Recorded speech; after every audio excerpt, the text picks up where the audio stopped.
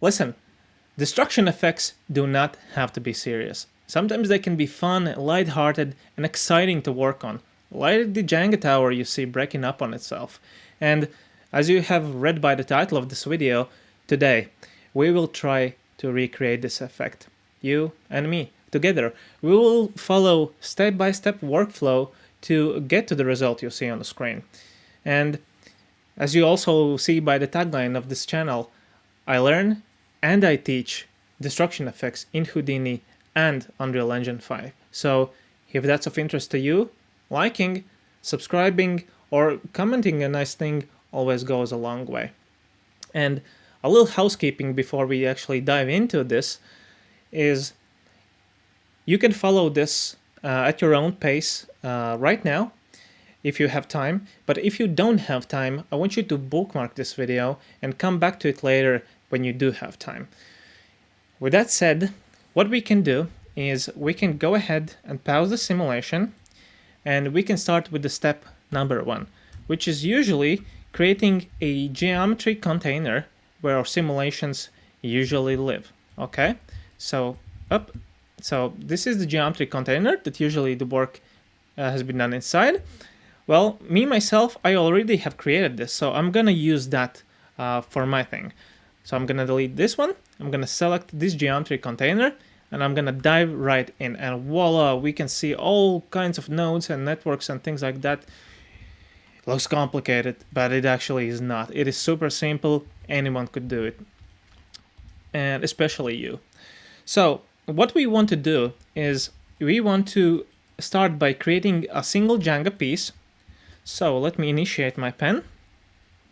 The way I propose we can work on this is, let's create one piece of Jenga, then we can duplicate it over here, and then what we can do is we can, again, duplicate it over on the y-axis, so over here, so we can create this tower effect, okay? Super simple, super straightforward.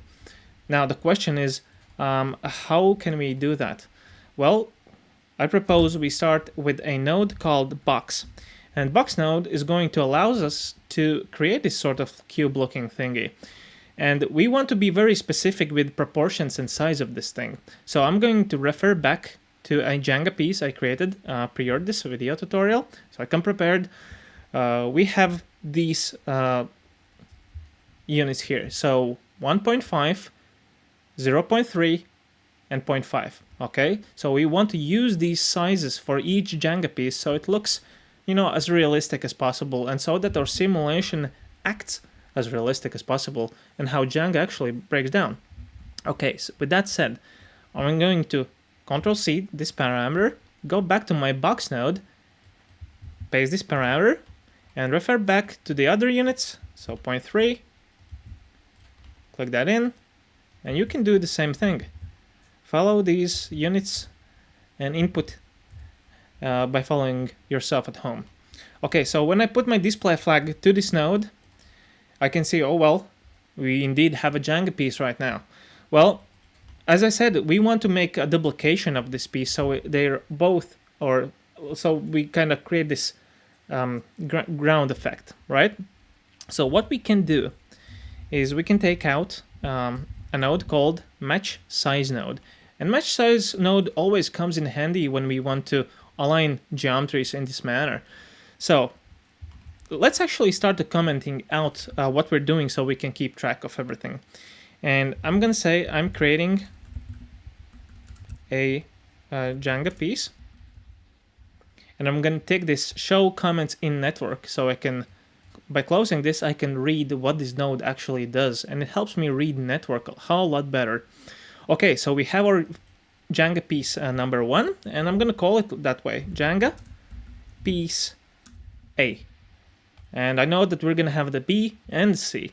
So let's select this node, press Ctrl-C on our keyboard, mouse over here, press Ctrl-V, and I'm going to say, well, this is no longer an A piece, this is going to be a B piece.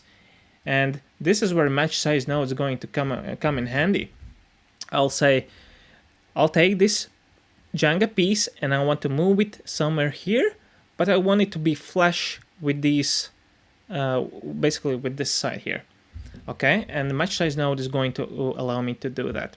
So there's two inputs usually. The first is a geometry we want to move and resize. We definitely know that this could be this, and this is basically a bounding box, which geometry we want to basically reference to.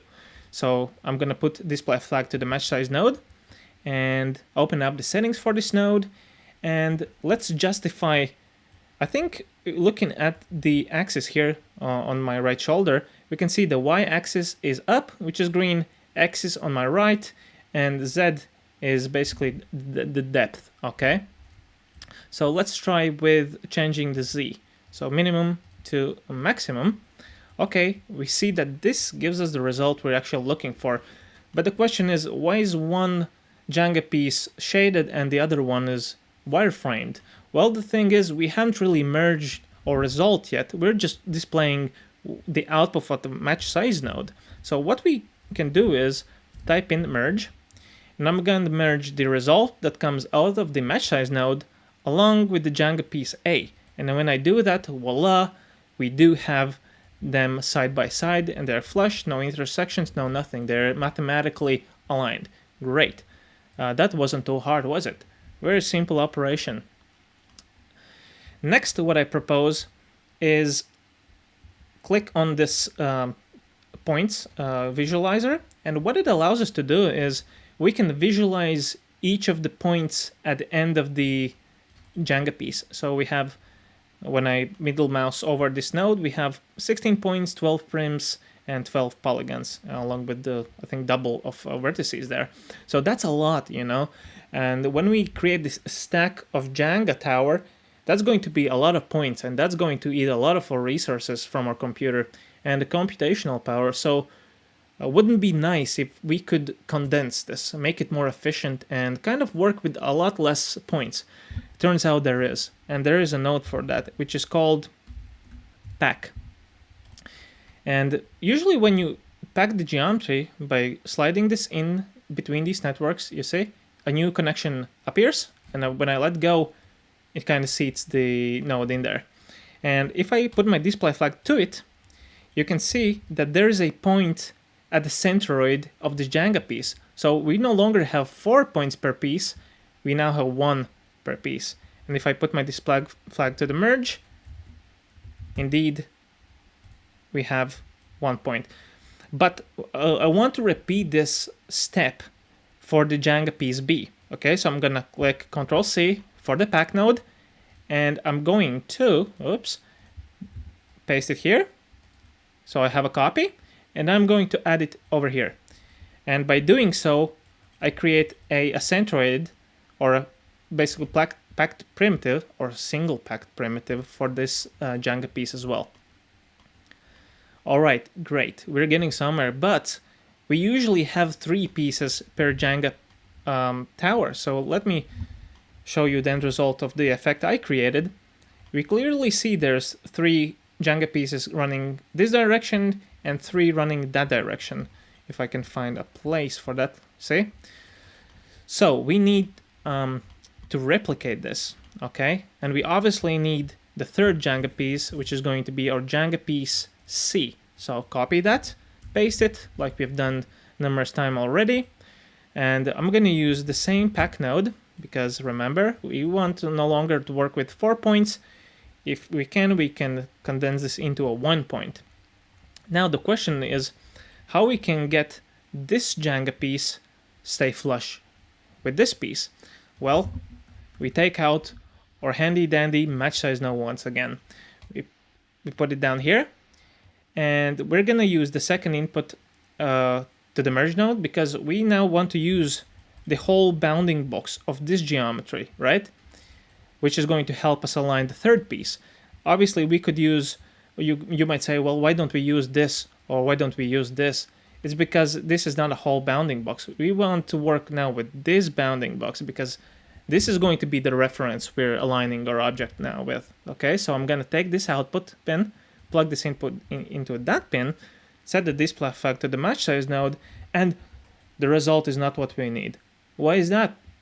Well, the match size node hasn't been tuned yet, right? We want to work with the settings to make it the way we want. So let's try to work with Z, maybe minimum to maximum. And I think we're getting there. But again, we're not seeing the result. Well, match size node is only outputting one output, so we need a merge node once again, so we can merge the result of our previous work to our new work, and when we set our display flag to it, we can actually see that we indeed have a result. But I'm not liking my shading in my viewport, so I think I'm going to work like this. I'm not working with any lights at the moment, so that's going to be easier for my eyes. So let's tidy up our network a tiny bit so we can always reference back to it and read what we have done. So I'm going to control middle click on this one, and I'm going to say I'm creating a packed primitive. So type that in, and that's usually a 1 point, okay? And what I will do, I will copy this and take show comments in network box so it appears in my network graph. I'm going to say do the same thing for this. And the third one,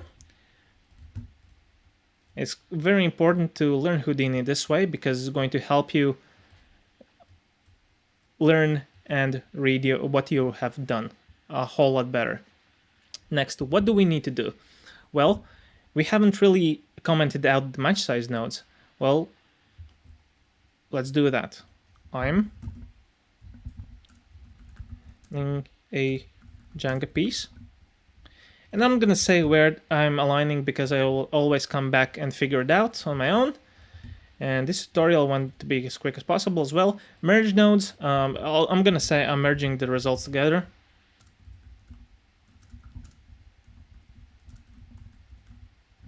Okay, merging the results together. Okay, great. And I can do the same thing for this merge node, right? So I always know what it does. Great, we have commented out everything and we know what each node does. Well, what else can we do? Well, let's have a peek in the previous work I did for the jungle puzzle. And going down, we have a copies. Okay, now what I propose we do is kind of give a little bit of a bevel for each Jenga piece, because right now they're like 90 degrees on each side, so it doesn't look really realistic. I propose we take out a node called poly bevel, and we kind of drop it somewhere around here, okay? And I'm gonna leave my display flag to it for the time being, and I'm gonna select this node, press P on my keyboard to get my settings for this node, and I'm gonna middle click on the distance tab setting, and I'm gonna add a little bit of bevel there, and I'm gonna also add a few more divisions so it looks kind of like this, something like this. Okay, I think it's more realistic, and I can repeat this step for other ones as well. So I'm gonna copy this poly bevel node, I'm gonna click here, paste, and I'm gonna seat it in here, and I'm gonna do the same thing for this one, seat it in there. And when I look at the results, actually, I will use them here. Sorry. So here. Okay. And now we're working with much nicer pieces. Something like a wooden Jenga piece maybe would look like. Anyway, it's going to help us with the catching highlights as well. And now what we can do is we can take this Jenga ground we have created and we can rotate it 90 degrees. And then we can basically duplicate it into a vertical axis, which is y-axis. So let's take out a node called copy and transform. Copy and transform. Actually, before I do that, I will use just transform node, okay? And this is going to help me rotate this piece, okay? I'm gonna press P on my keyboard. I will navigate to the rotate tab, and I'm gonna use one of them. Okay, so this. I'm gonna set 90 degrees, and there we go. Our pieces have been basically rotated by 90 degrees, exactly what we want. But now the question is how we can combine these pieces with these pieces. We want them stacked and or aligned on top of each other perfectly. Well, what we can do is, first of all, we can say move centroid to origin, and that is going to, by enabling this, we can make it flush to the grid. Not flush to the grid, but at the center of the grid. Because if I don't click that option, it is not, basically it's off center. So I'm going to say move centroid to origin, and that's going to help with that. And now what I want to do is I want to basically align this Jenga block to this Jenga block, like so they sit on top of each other. Well, we can use a match size node. So I'm going to drop down match size node. I'm going to say this and this. And I'm going to say minimum to maximum. And there we go. We have a result.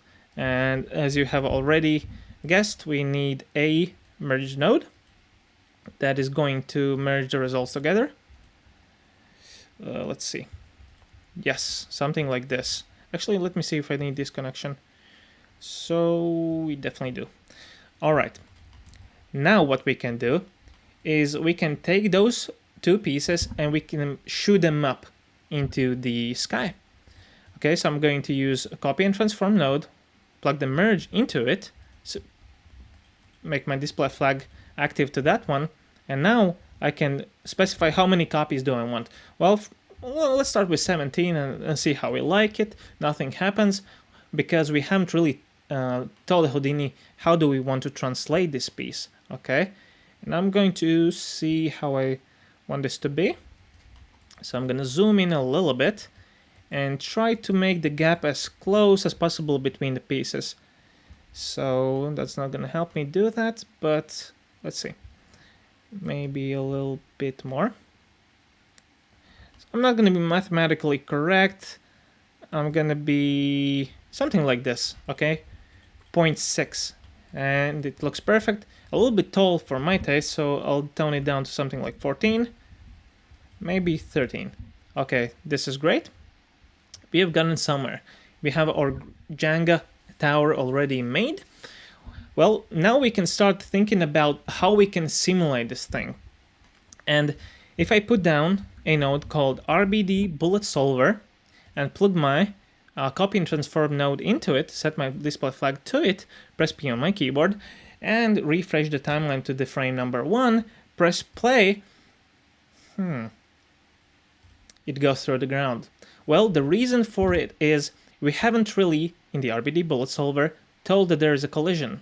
So there's a handy dandy tab that says collision, and if I press there, we have a ground collision dropdown, and I can say ground plane. And when I do that, it creates a ground plane underneath our Jenga tower. And now if I press play, exactly what we need. Our Jenga tower stays in place. It doesn't drop below into the nowhereness. Okay, perfect. But the question now is, well, we have our Jenga tower. We have the RBD Bullet Solver that calculates the destruction. Why isn't the destruction happening? Well, destruction isn't happening because there isn't any trigger or impulse that makes that happen. Basically, everything stays put because there's no action yet. So I always like to start with the point velocity node. So let's bring that out. I'm going to throw it here. Okay. I'm going to open up settings for this node. And you'll notice there's a add velocity grayed out tab here. And if I activate it, it's going to give me a 3 values, which are vectors, x, y, and z, which corresponds to y up, x here, and z on my right. So I'm going to add 1.2 on x, and maybe in a z something like 1.6, okay? And by doing so, behind the scenes, I've told Houdini, please add some impulse to this Jenga tower. And now if I press play, hang on, we have our Jenga tower break up on itself. Exactly what we need. Now, but doesn't look quite realistic yet. Would you agree? And that is because we don't really have any constraints added to this tower. And what constraints are is basically a relationship between each and every of these pieces. Right now, everything is sort of like the same. There is no relationship, okay, how they should behave to one to another. And how we can make this relationship is by using 3 nodes chained together. The first node is going to be constraints from rules, RBD constraints from rules. So we bring that out. I'm going to zoom in so you can see. Next one is going to be constraint properties. Okay, we take this out. And next we're going to take out is RBD configure. And I'm going to explain what each node does when the time comes. But now we want to focus on constraint from rules. Okay, and this node, when we display it, is basically create a constraint network for us. Let me see. Be on the first frame. If I go into the center mass, or actually, let me see. Okay, so was it not working? Let's see. Maybe it needs to be before the point velocity. Nope. Maybe here. Nope. Let's see. Hinges, surface points. Actually, we can check if it has created our constraints by adding a null. And it doesn't. Why is that? Okay. It doesn't because we need to use this right here. Right? Let's use both. Let me check. I need to double check.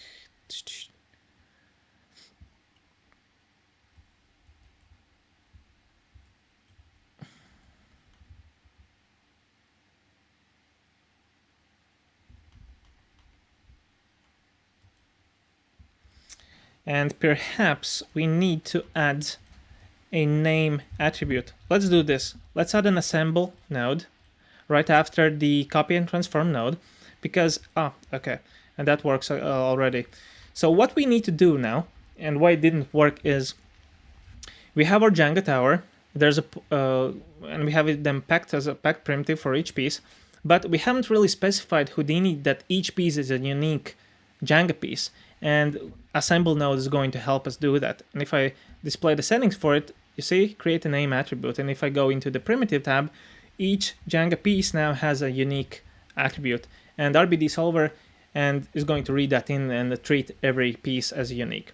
And that simultaneously allows us to create our constraint network. And if I press P on my keyboard, go back to the constraint from rules node, change from surface points to center of mass, and there we go. Now we have our constraint set. But this doesn't really do much for us because Houdini doesn't really understand how to interpret or work with them yet. And this is where the second node comes in, which is RBD constraint properties. So we're gonna see that in, press P on our keyboard to display the settings for it, and automatically it sets our constraints as glue, which basically means the pieces are going to be rigid until a threshold has been met, then they're going to explode. And we want that as our first ones, but I'm gonna tiny decrease the strength for them a little bit because as a default they come a little bit too high. So next what I want to do is press switch constraints from disable to enable, because I want this to be a little bit more complicated. I want them to switch from glue, which are rigid, to soft constraints that are more like they're more plastic or elastic, I should say, and more like a rubber band.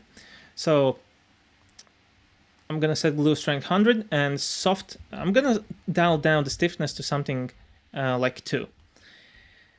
Okay, we have created our custom constraint network. We have tagged the constraint network with 2 constraint types. First one was glue, second was soft, and we changed the strength on both.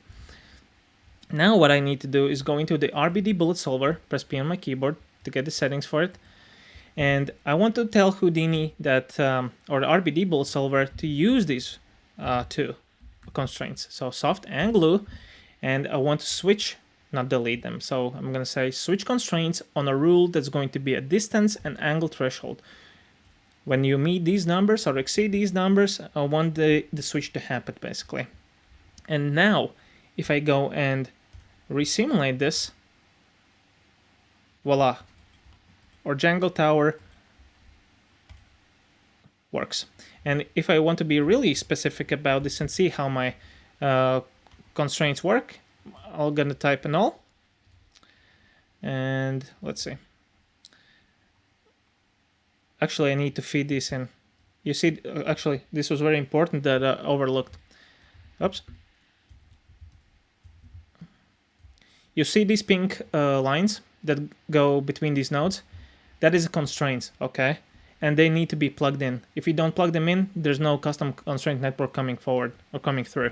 So we plug them in and reset our simulation, and watch what happens. Now, much realistic result. We need to see this. Look, I'm gonna do pause on this one. Now I want you to pay attention to this curvature. Let me zoom in. Absolutely vital. And this is our work, guys. This is what we just did. You see how it has this like the bent effect? It is not like straight, okay? When it kind of bends, it bends like that. Super. I mean, this is very much realistic. Now let's watch this one more time. Amazing. But there's a problem. And let me pause this. You see how it kind of drops down, but it kind of has this elastic feel? It feels like maybe like a jelly or something. You see? It doesn't really look that much realistic. But we can tune this setting by going into the RBD bullet solver and kind of play around with the angle threshold a little bit and also the distance threshold a little bit. And while we're at it, we can also go into the RBD constraints from RBD constraint properties node and maybe minimize the stiffness to something like maybe like, let's see, maybe 1. And let's see, maybe glue to something like 75. And we're going to resimulate and see if that has given us a much more realistic result. And I kind of like it, actually. I kind of like it. What else we need to do is, if we look at this Jenga tower, it is all the same, okay? We don't have any variation in terms of one piece sticking out a little bit more, another piece not being there. So basically, if I take a display flag to this Jenga piece I worked on previously, I mean, there's a few pieces missing, they're not quite perfectly aligned, you know, there's misalignments. And so I want to maybe replicate that and show you how we could do that. But as far as the simulation go, this is already good to go. But let's add those little tiny realistic details, shall we? And I propose we do that with attribute randomize node. So I'm going to copy that, and that goes after the assemble node here. I'm going to disconnect any connections from there, and I'm going to throw this into the in between the assemble and point velocity node. And the way you can get this node is actually very simple. You press tab on your keyboard, type in attribute attribute randomize, and there it is. That's how you use it. So I'm gonna select this node, press P on my keyboard, and see what I did there. Well, what I changed is, in the attribute name dropdown, I used position, and the distribution I want to use is 2 values, and I set value B at 0.37. So basically, I use these settings, and when I do that, you see, it kind of creates this cool misalignment. And I'm gonna be just a second. I need to. My cat is at the doors. Hang on.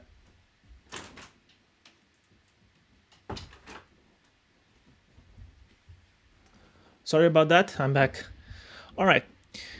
Now, we have created these misalignments, right? But the next question is, how can we delete a few of these pieces? Because in real Jenga, there's usually some missing, right? Well, if I take a look, take a little peek at my previous work, I use group expression and delete node in combination. So I want to use that. And I want to show you what I did there. And I'm gonna go through this step by step, don't worry. And we're going to use this right after the point velocity node. So I'm going to take both of these nodes, I'm going to put them in, and I'm going to put a display flag to group expression. And the way you can access this is you type in group, you type in group expression, and basically you have this node. Okay, you put it here. I'm going to press P on my keyboard to visualize this. And I can see, well, the first thing I have done is I have created a group name, which is called random delete. It could be whatever you want. It could be my deleted pieces, for example. Okay, and then I use a simple vex expression that says random at cd attribute, this little thing here, and 0.09. So I use this, and I use replace. And this function is basically when I stack a delete node, I can basically take out those grouped pieces, basically Jenga pieces. So I throw down next, a delete node, and it's going to give me an error. See, it says random delete is not a valid group. It's not a valid group because just a second ago I changed the name of the group. So we need to take the group, say my deleted pieces, and then when I do that, in theory, these pieces should be deleted. And let's see if this is actually, it's not going to work because it's referring to a color attribute, which is great. Let's troubleshoot this.